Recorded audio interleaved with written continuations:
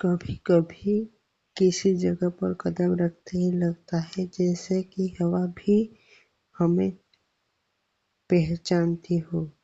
ये कहानी भी कुछ ऐसी ही है।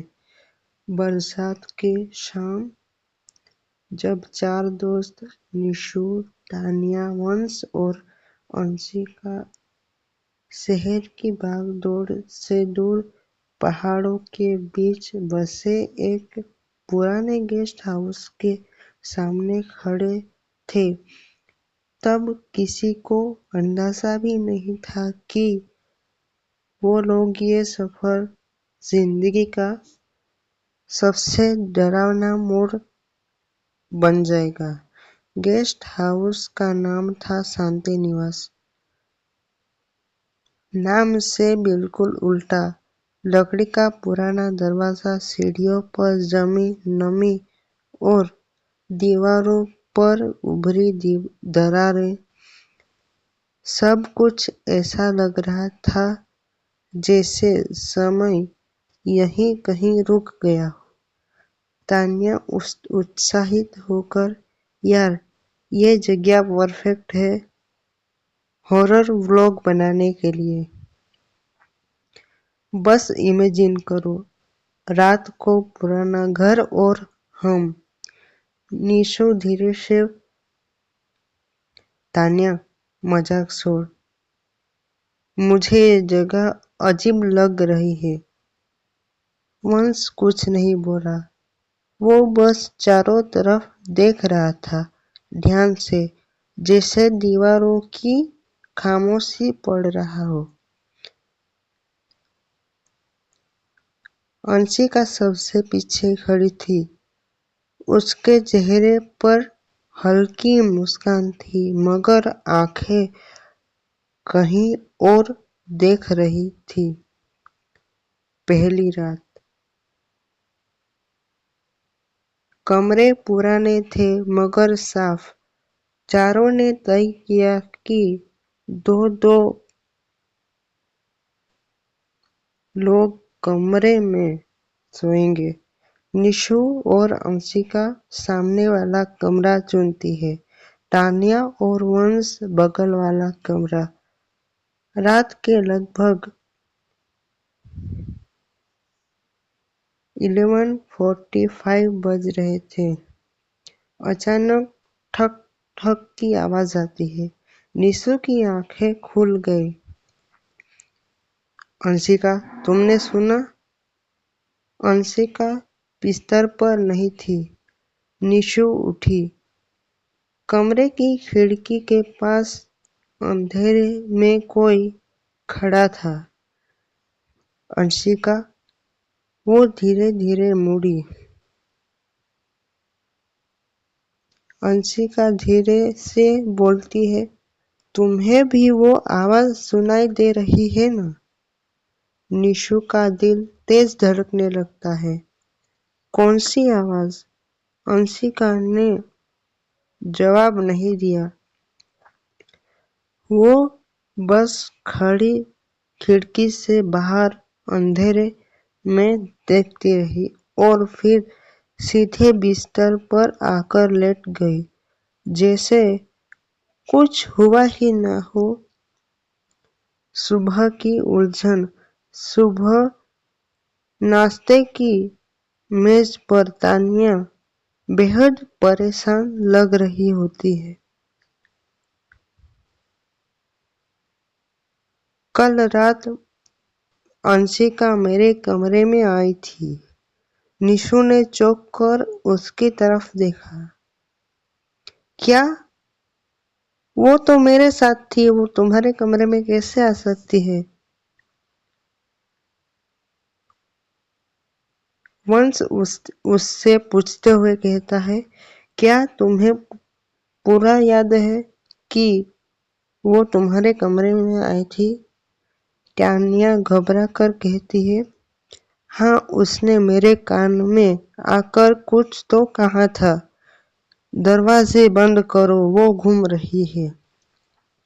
मेज पर अजीब सी खामोशी छा गई।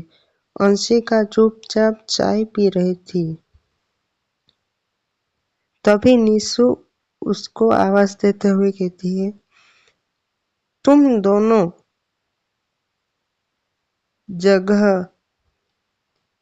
अंशिका मुस्कुराकर, शायद तुम्हें सपना आया होगा या शायद तुम्हारा वहम होगा, लेकिन उसकी मुस्कान निशु को सुकून नहीं दे रही होती है।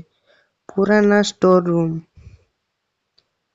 दोपहर में वंश अकेला गेस्ट हाउस घूमने निकल जाता है।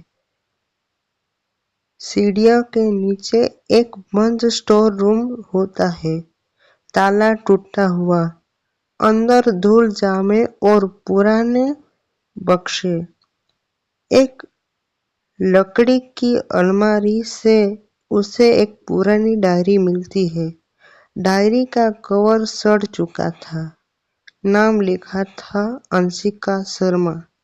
साल 2009। वंश के हाथ कांपने लगे। डायरी के पन्ने पलटे। आज फिर वो आई। आईने में मेरी शक्ल। माँ कहती है डरना नहीं चाहिए, मगर मैं जानती हूँ मैं वो मैं नहीं हूँ। वंश की सांसें रुक जाती है। अगला पन्ना वो पलटता है आगे की लिखावट पढ़ने के लिए। अगर कोई ये पढ़ रहा है तो मेरी बात याद रखना, उस पर भरोसा मत करना। तभी पीछे से आवाज आई, तुम मेरी चीजें क्यों पढ़ रहे हो? वंश उसके पीछे आवाज के पीछे मुड़ता है। दरवाजे पर अंशिका खड़ी होती है। उसकी आंखों में गुस्सा था। गुस्सा नहीं था, बस एक अजीब सी चमक थी। सच्चाई की पहली दरार। रात को अंश ने सबको डायरी दिखाई। 2009। ये कैसे पॉसिबल है? तान्या। और नाम अंशिका शर्मा। अंशिका ने पहली बार जोर से हंस दिया। तुम लोग कितने डरपोक हो, एक पुरानी डायरी से डर गए? लेकिन तभी लाइट चली गई। कमरा ठंडा होने लगा। आईने पर अचानक धुंध जमी होती है।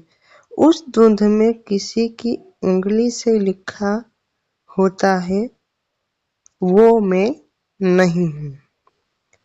ये क्या है? निशु उस लिखावट को देखते हुए कहती है।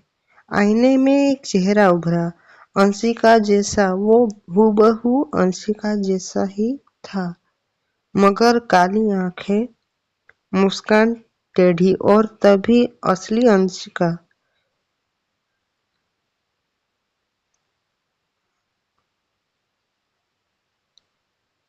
ये जो भी वो थी, उसने उसके पीछे खड़ी होती है। अंशिका गूंजती आवाज में, अब तुम जानना चाहते हो कि मैं आखिर हूँ कौन? तेज हवा, दरवाजे बंद हो जाते हैं वहां पे।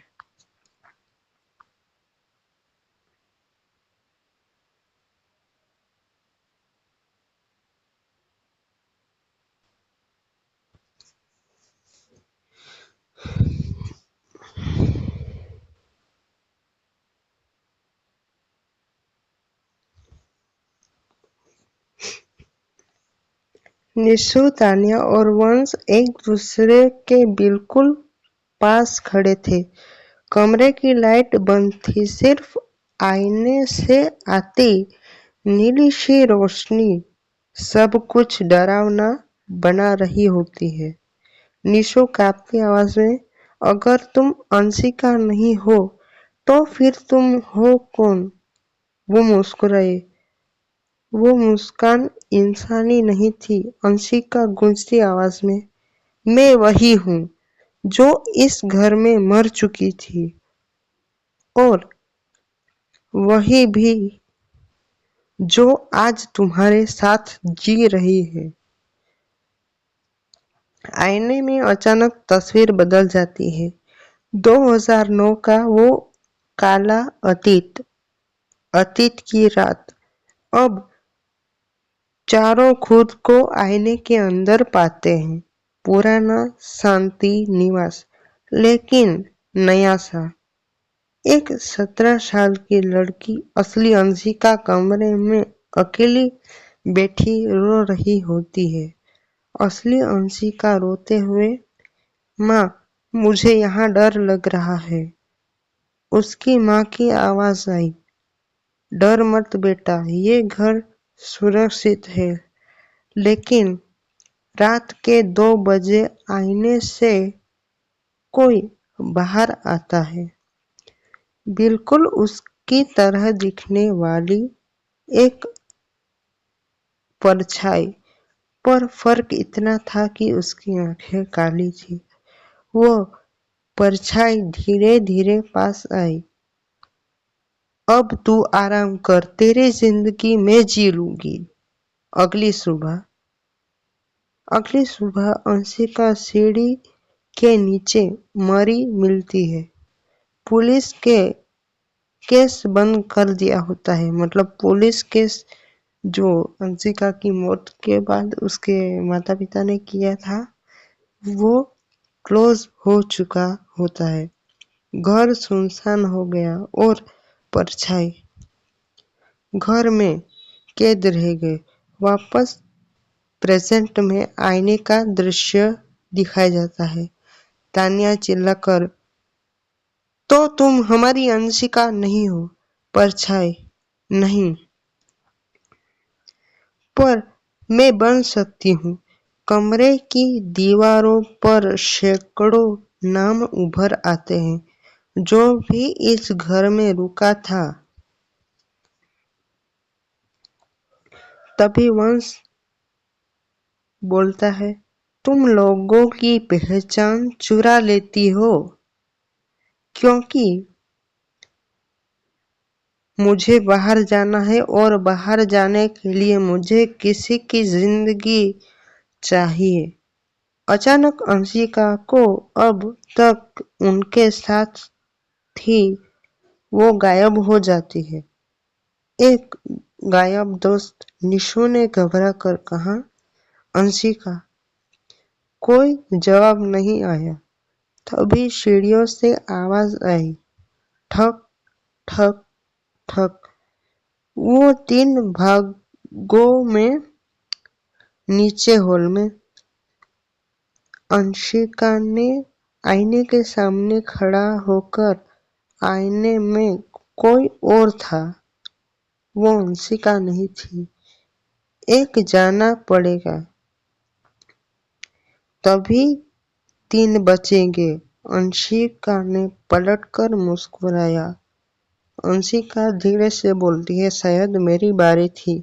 आईना टूट गया। तेजी से रोशनी वहां पे फैल जाती है। एक और भयानक चीख और फिर सन्नाटा। सुबह की पहली किरण शांति निवास पर पड़ती है। पुलिस वहां पे पहुंच जाती है। 3 लोग बाहर बैठे थे, निशु, तान्या और वंश। तभी पुलिस उनसे पूछताछ करते हुए कहती है, आप लोग 4 थे। तभी तीनों में से एक दूसरे को वो लोग देखते हैं। निशु धीरे से, नहीं, हम हमेशा 3 ही थे। पुलिस घर के अंदर जाती है और स्टोर रूम में एक नई डायरी मिलती है। कवर पर लिखा था, निशु 2025। अंदर आखिरी पंक्ति थी, वो बाहर निकल चुकी है और अब वो मेरी शक्ल में। निशु बस स्टैंड पर खड़ी थी। तान्या और वंश उसके पास अचानक बस की खिड़की में निशो ने अपना बक्सा देखा, लेकिन उसकी नहीं थी। पीछे से किसी ने कान में फुसफुसाया, अब लोग पूछेंगे आखिर वो कौन थी।